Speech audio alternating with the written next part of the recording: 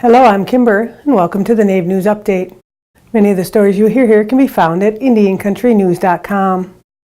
And here's news for today from the Associated Press and other Native news sources. 35 red dresses in different shapes and sizes have been hung around the National Museum of the American Indian to memorialize the potentially thousands of Native American women that go missing and are murdered each year. The installation of the empty red dresses outside the museum is part of the REDress Project, which aims to bring awareness to the racialized nature of violent crimes against Native women and to evoke a presence through the marking of absence.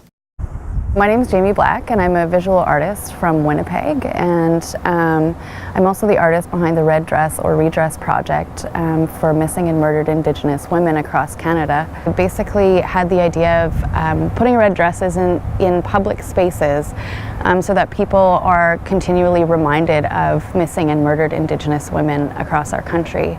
Jamie Black, a Métis Canadian-based artist behind the piece, told Smithsonian Magazine that she chose to use red dresses for the installation because she viewed it as the color of lifeblood. It connects all of us and it is sacred, but it is also an allusion to what is happening to our women.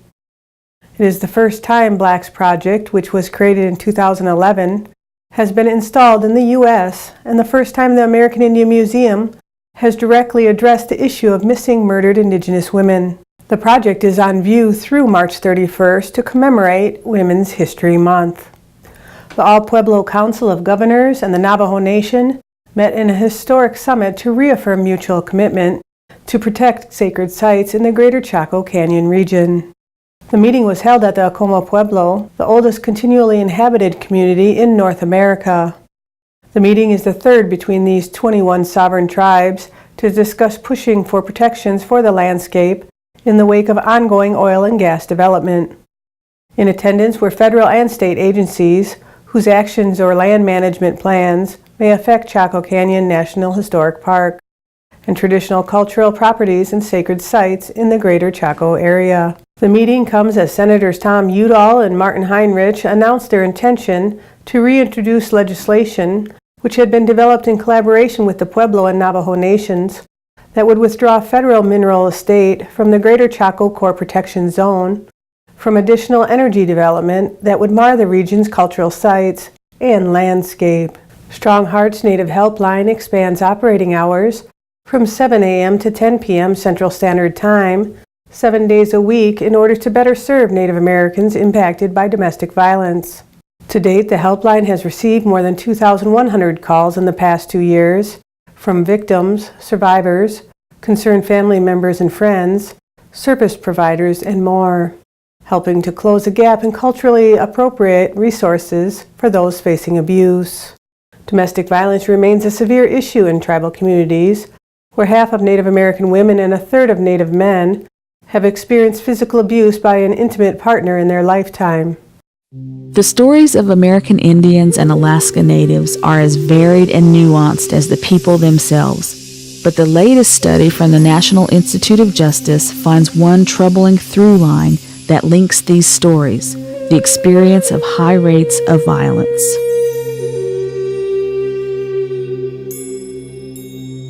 Like songs and oral histories, science can raise awareness by quantifying the severity of violence.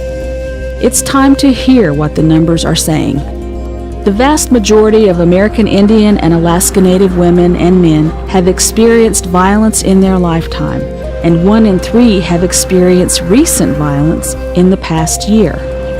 Those levels are higher than the general population, but that's not where the inequalities end. The study also measures a range of impacts as well as services needed because of violence.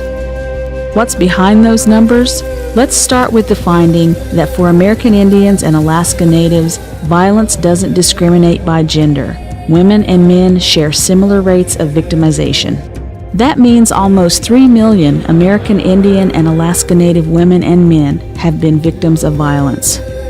By dialing 1-844-762-8483 anytime between 7 a.m. to 10 p.m. Central Standard Time, 7 days a week, callers can connect for free one-on-one with knowledgeable StrongHeart advocates who can provide peer-to-peer support and referrals to resources to help callers find safety and healing.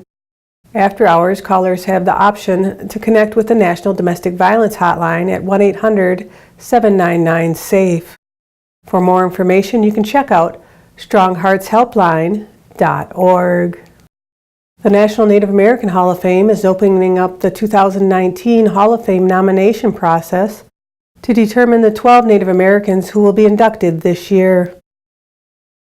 The public is being asked to vote on the nominees, which will assist the process of determining the 12 individuals who will be recognized at the 2019 National Native American Hall of Fame induction ceremony at the Hard Rock Hotel and Casino in Tulsa, Oklahoma on November 2nd. A list of 30 nominees has been made public via an online survey at surveymonkey.com/r/2019 Native HOF.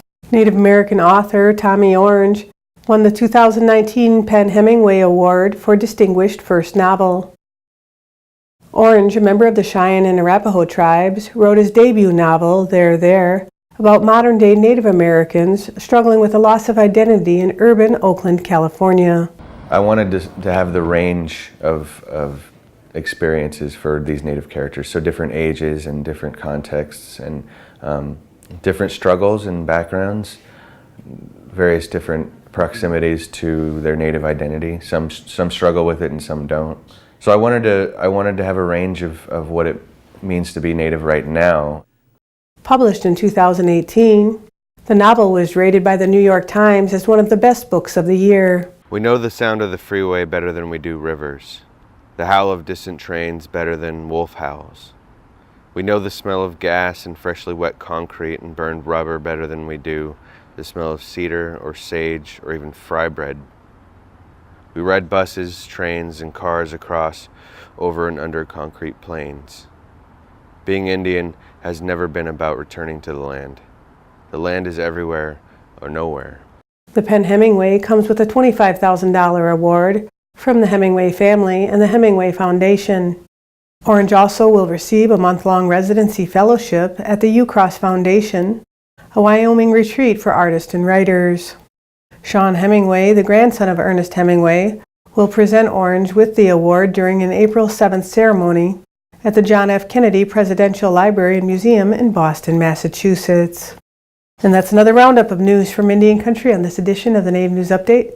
I'd like to thank you for joining me and have a grand day. Step into Seven Winds Casino Lodge and Conference Center. Come and discover everything we have to offer. Unlimited gaming action. Northwoods hospitality. Delicious all-you-can-eat buffet. Relaxation and comfort. Great drinks and good times. Big wins, big fun.